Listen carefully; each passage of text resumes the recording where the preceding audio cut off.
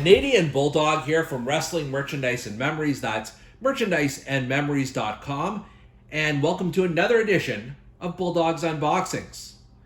And as you can see right in front of us this week, we have a tag team unboxing from WWE Legends Series 18. It's Fatu and Samu, and there are two different versions that were actually released as part of this wave.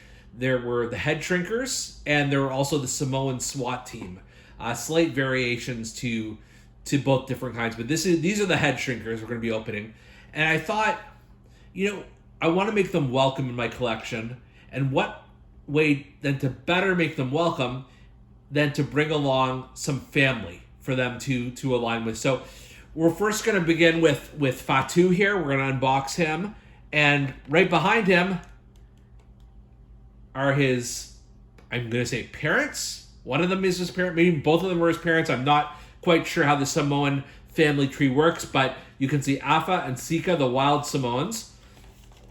Just to show you the box here, you've got an image of Fatu, who later went on to fame as Rikishi, and also Rikishi Fatu. And then on the, let's see here, on the box art, get the star out of the way here, it says, there is a time-honored legacy of tag team excellence among the Anoa'i family in WWE. Afa and Sika passed the torch to Fatu and his partner Samu. After dominating WCW, Fatu and Samu proved their worthiness and captured the tag team titles. It must run in the family, as Fatu passed the torch to his own sons, Jimmy and Jey Uso, who continue the tradition of having the tag team division on lock. So, and then you can see the other figures that are in this series. And without further ado, let's crack this bad boy open. Let's see what is in this Series 18 HEADSHRINKER Fatu. All right, so looking at the base figure here, this is quite a sight for sure. So Fatu here, you can see. Let me take away the stick for a second. I can wrestle it away from Fatu's hands. He's got it locked in. There we go. You can see by the face, it is Rikishi. He looks very different at this stage. Even physique-wise, he's not quite the gigantic wrestler that he would become later. Very, very detailed. So you can see the leather straps that come across his chest here, and they unbuckle in the back.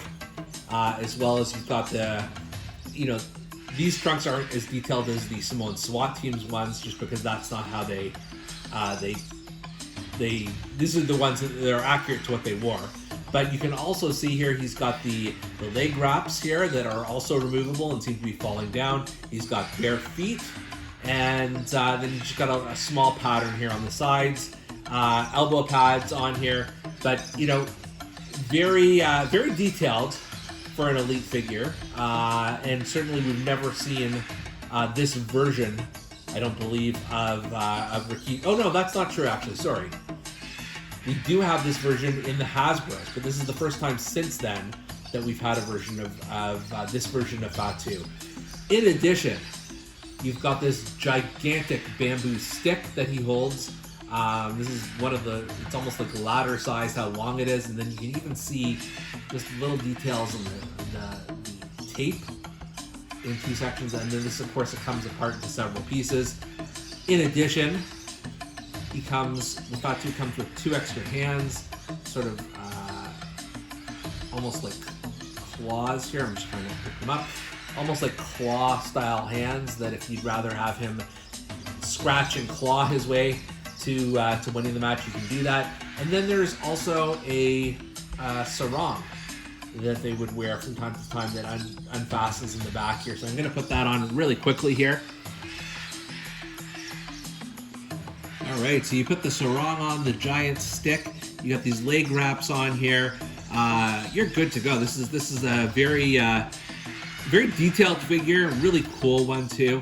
It just really captures that early 1990s, or mid 1990s rather, vibe of what the HEADSHRINKERS were. And I'm going to park Fatu here with his either uncles or parents. I'm not entirely sure.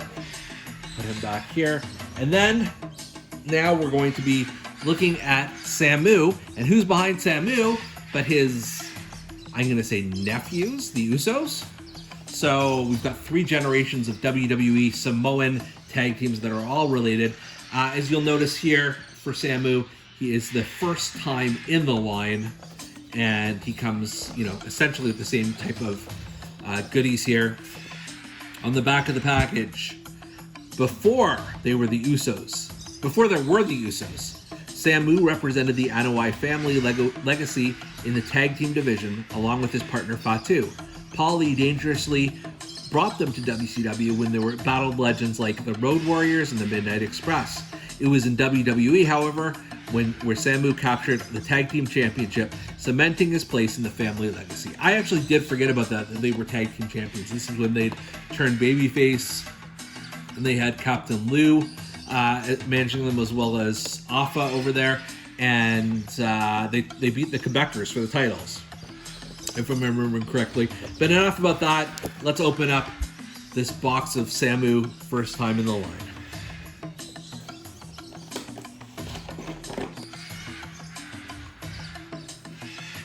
So here we have Samu. Very, very similar, eerily similar. If it wasn't for the Samu on his pants versus the Fatu on Fatu's pants and their heads, like, you really wouldn't be able to tell much difference. Both of them have the exact same top here that unbuckles in the back. They have the same, I don't know what you call these fringes around their feet. The one difference here is that there is no foot wrap around Samu's right foot, the way that there is Fatu. Maybe that's how they can tell them apart. And of course, a different face. He's got the tongue sticking out, which is just a lot of fun. It is very faithful to the way that WWE portrayed them at the time as these two savages. I remember they got lost whenever they had to wear boots towards the end of their career. Or maybe that may be Fatu and Sione, the second iteration of the HEADSHRINKERS. But regardless, these guys clearly did not know how to wear boots for whatever reason. I guess they don't have footwear in Samoa, maybe. Like his brother or cousin or uncle, I'm not sure. Like Fatu, Samu has the exact same pair of hands. They're kind of curved. They kind of do the claw hold, and then he comes with the kind of C grips to hold his bamboo stick, which is, pretty much the identical bamboo stick. And he also comes with a sarong, so you can put that on if you like. And I guess the one knock is these are very similar figures, but even if you look behind here with the Wild Samoans and even the Usos to some degree, they are really similarly made too. So, that you can't fault Mattel for making two wrestlers who do look a lot alike and dress alike and have similar physiques. That's just how they looked. So it makes a lot of sense to sort of down the line. Overall here, you've got a set of really solid HEADSHRINKER figures here in Fatu and Samu.